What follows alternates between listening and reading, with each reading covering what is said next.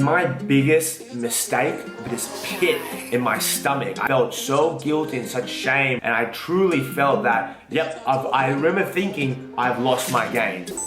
What was that, sorry? Do you can come do the video if you like. What's my introduction? What's the intro? What's up, YouTube? Welcome to Stergiou Fitness. Today we're going to talk about the gym and all the gains. Yep. And my journey growing up in the fitness industry. Exactly right. Well done. That's exactly how I'm going to do it. Thank you, Brooke. Oh my god. I'm like 31 years old. I don't know. Don't include it? Alright. What's up, YouTube? And welcome back to the channel. The last melon.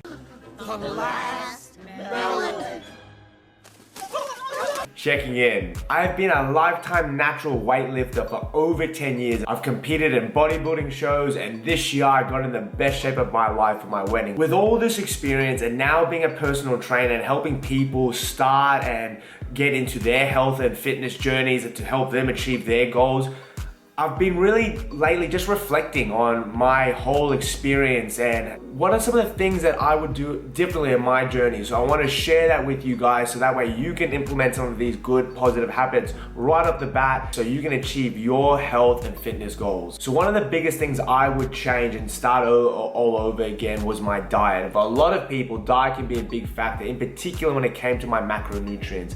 I didn't really understand the importance of all three macronutrients, including fats. I didn't realize that I should be eating a certain amount of fats. Whether you are in a dieting phase, a maintaining phase, or even a growing phase, you should be having the amount of food you are consuming, 20 to 30% of that food should be coming from fats. Fats are so important when it comes to our endocrine system, which is the system in our bodies that's responsible for our hormones and our hormones working efficiently. And when I'm talking about fats, I'm not talking about one of those dirty, filthy kebabs after a night out on Chapel Street at 2, 3 in the morning, right? I'm talking about, did you like that one? Yeah.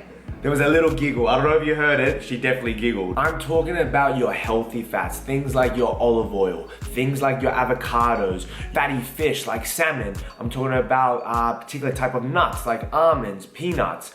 Those are the type of foods that's really important you incorporate into your diet. Even if you're trying to lose weight. A lot of people associate fat. Oh, I want to lose weight. I want to lose fat, so I have to cut out fat. No, fat in the sense of a food source is still very important when it comes to achieving health goals, even if that is losing weight, losing fat. You've got to make sure you have the right amount of fats, and again, that's about 20 to 30%. So if you're on a 3,000 calorie diet, if you go with 20%, that is 600 calories. So 600 calories coming from fats, that means that you should be having approximately, again, this will range, but around 66.66, but round it up, 67 grams of fat each day. So that was something that I wasn't doing, and I'm more mindful now to get more healthy fats into my diet. Protein.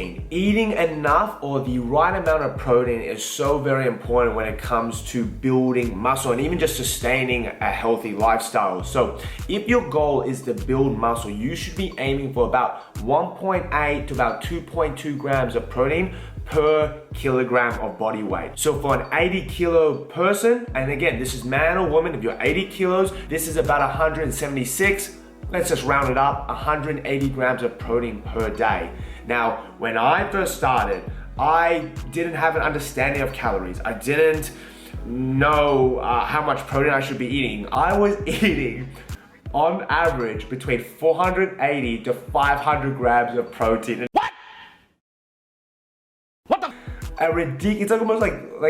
almost three times the amount. Like, that's a ridiculous amount. And getting all that extra protein, it did not have any additional benefit of me building muscle. It doesn't work like that. There's a cap to it. One of the other things I would have changed, I would recommend for you, is eating a variety of food. So when I first started, for many, many years, I just ate the typical old school bodybuilder approach of chicken and rice. Now, don't get me wrong, I actually like chicken and rice. I know my wife probably thinks that's very bland, and it is. No, it's delicious. It's absolutely delicious. I generally like my chicken and rice, and I still eat chicken and rice now. Restricting your diet, eating very limited foods, that can cause issues because there's a high risk of you missing out of important micronutrients from all these other food sources that your body really needs. And my biggest mistake, how I looked at food as in two categories, good and bad. It first started off with the mindset that I should be eating, all my food should be either grilled or boiled. Not cooked in a pan, not cooked with oil. Anything that was considered chocolate, candy, anything almost quotation foods, bad foods. I had the mindset that it would have a negative impact on my body and would put the brakes on me achieving my goals to put on muscle. I would take boiled rice with me in a container just in case if the restaurant didn't have rice, so I could then dump it on my plate. I remember going to one of my best friends' birthday party, and then the mum saying, "Where did Jason go?" And you know, my friend saying he's in his car eating his food, eating his pre-cooked meal because I didn't want to eat the food that the mum had cooked, because again, I don't know how the mum's cooked it. Maybe the mum's put a bit of olive oil in. Maybe she's cooked in a different method I have in a way that I again have classified as bad. It's one thing as someone like myself who's gone through and had a bodybuilding competition to have a phase of being very strict and having that focus, but bodybuilding in itself is not necessarily a positive or even safe sport. It is very restrictive, and again, it's within a window. It should not be a habit or a lifestyle that you incorporate every day throughout your whole year, and that is an approach that I was taking for many years. That mindset of being so restrictive. It even got to the point that even just having a few blocks of chocolate, I remember this interoceptive awareness, this pit in my stomach. I felt so guilty and such shame, and I truly felt that, yep, I remember thinking I've lost my gains because I've had this little bit of chocolate. It led to, as you can imagine, a lot of stress. And it even created even further bad habits where I had this preconceived imaginary idea that it's okay for me now to have a cheat day once a month. Why once a month? Why not once every 2 months, once a week? Don't ask me why. This is again a warped mindset I'm having.